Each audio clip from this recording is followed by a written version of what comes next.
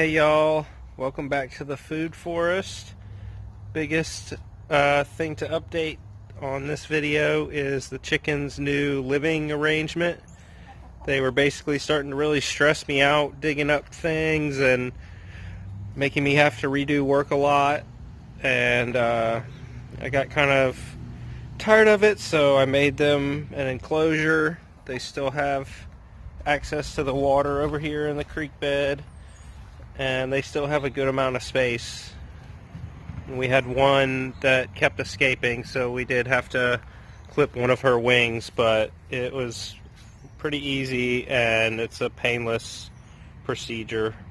So now we've got them sorted and I can keep areas looking nice. You can see over here I've done a lot of repair and fixed up the mayhaw good again. It's been dormant the whole time they were messing with it. I can finally fill all my grow bags and get ready for growing a bunch of cherry tomatoes this year. I've got this area ready for cucumbers and beans. And then back here I'm going to plant a little garden for the kids, so all the things they like. And then of course here's where all that ageratum, the blue mist flower, is, and I'm going to let that grow in the middle. Alright, so let's go see.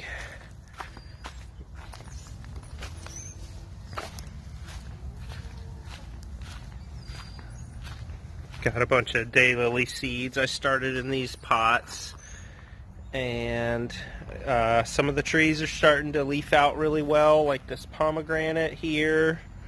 Strawberries are starting to make lots of flowers and some fruit as well.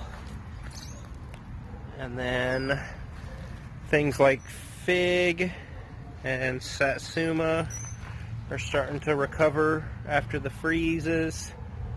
I planted a giant ironweed in the back and a willow leaf goldenrod, which is a sort of short goldenrod here, next to the tarragon, lemongrass, satsuma, gumi, fig, and strawberries. And then all of these are baby holy basil.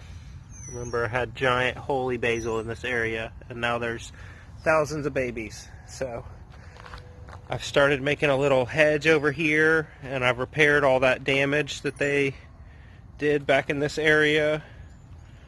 Compost pile's looking good. Winter crops are doing really well. The lettuce, kale, and spinach. Got a new batch of baby radish, and we actually tried some of our asparagus for the first time this year, though we're really letting them grow out for the most part. And it was delicious. We tried 2 spears. Still got tons of carrots, and got lots of baby bok choy and mustard and komatsuna. Over here I've got some baby Swiss chard that are finally starting to come up. There's one right there. There's a bunch all over there and over there. You can hear the cowbirds, brown-headed cowbirds all around me maybe. I'm over by the feeders, and all the birds really love this area.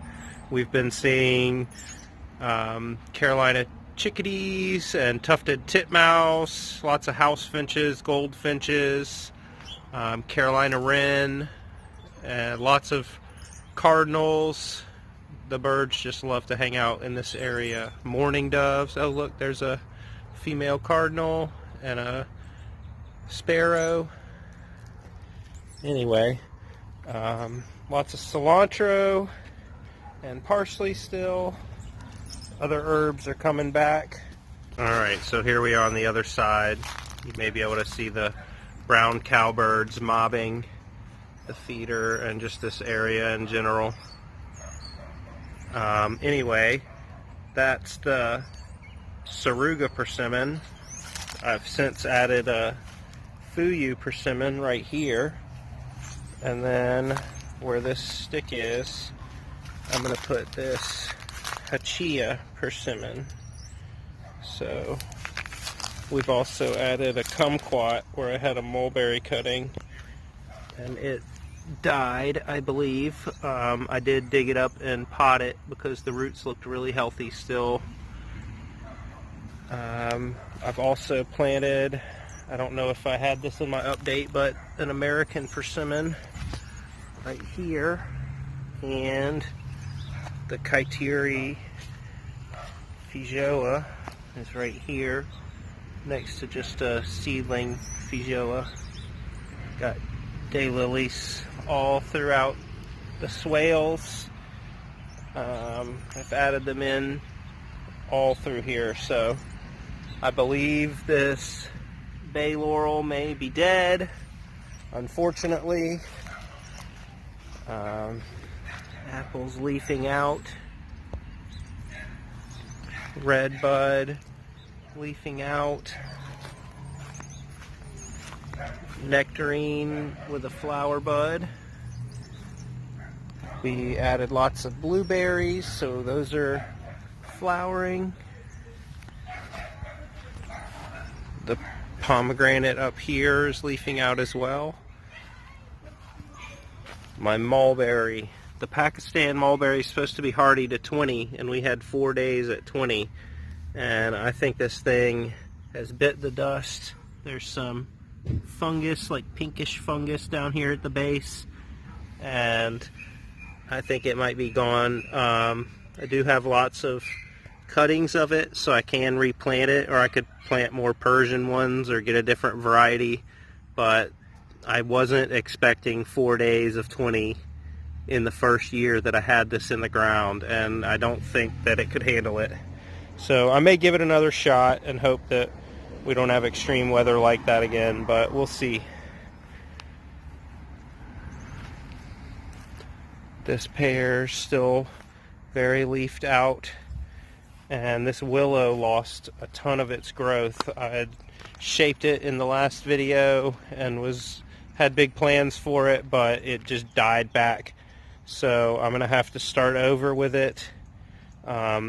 You can see it's got freeze damage, and I think it just cut off on this part over here. I think it just lost all of its life, got choked off from the nutrients or something. But there's lots of growth coming out to work with. You can see it's supposed to be this golden color, the stem right there, and then down here this has been hit by the cold, so that's not too good. But I do have lots of cuttings of this, and this part still looks really healthy, so we'll see what happens with that. Only other update I have is that I did start clearing out my rain garden here in the front, so it's looking a little nice again. I do still have to clear this channel, and the elephant ear has survived here. And then I have to clear this channel over here to this elephant ear. So it's got lots of little babies coming up, and we'll be fine.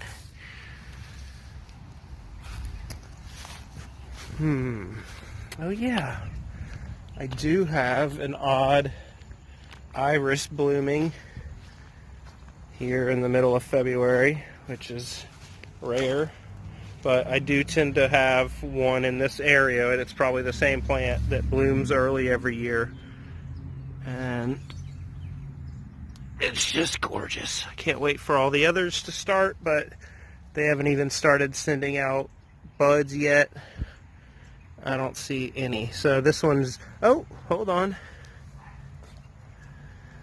It's a bud right there. So other ones are starting as well. Won't be long until we have a sea of purple here. I'll close out with some chicken time for y'all. Also, I gave them one of my big grow bags because they love to take dust baths in those. And I'm thinking of moving this tub over to there and burying the wire for the pump so that we can just walk to the food forest without having to worry about tripping, but that they'll have another source of water right here So that's considering, and also maybe getting some rain water catchment on the sides of their coop roof. But yeah, they've got it pretty nice in here still. I feel bad having to take away some of their spot, but this is what they were regularly doing all over the place, like on my plants that I've been trying to grow really hard. So I just came to a breaking point and couldn't allow them to be free anymore. I needed to be able to have nice things, so I dug out a little pit over here. So they've got a pretty deep, basically if any of the rest of the creek bed has water, they're gonna have access to this water as well. So, you know, they're not without the resources of the yard. Yeah, they'd love to go in the food forest and dig up all these plants and wood chips, and but they have their own wood chips, and I bring them lots of plants from the food forest. So anyway, I will hush up and we can just watch the chickens do their thing for a bit.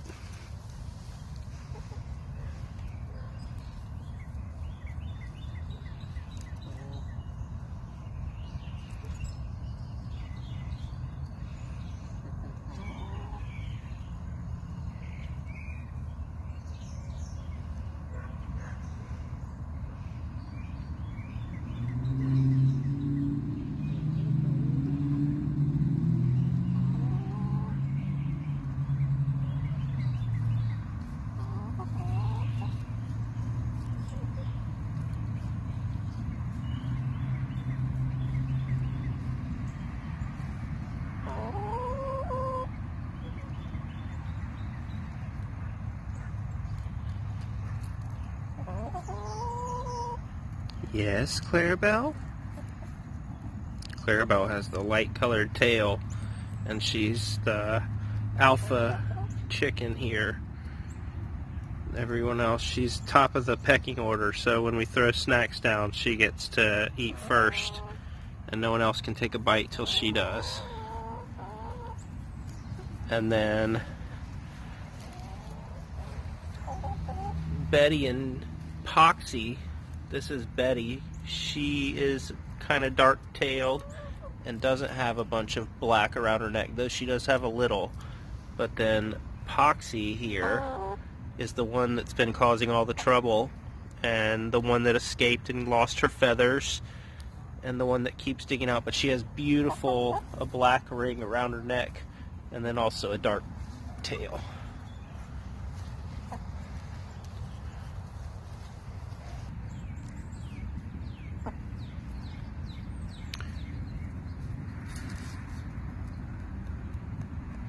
Alright everyone, I hope y'all have a good night and had a great weekend, and until next time, thank you for watching.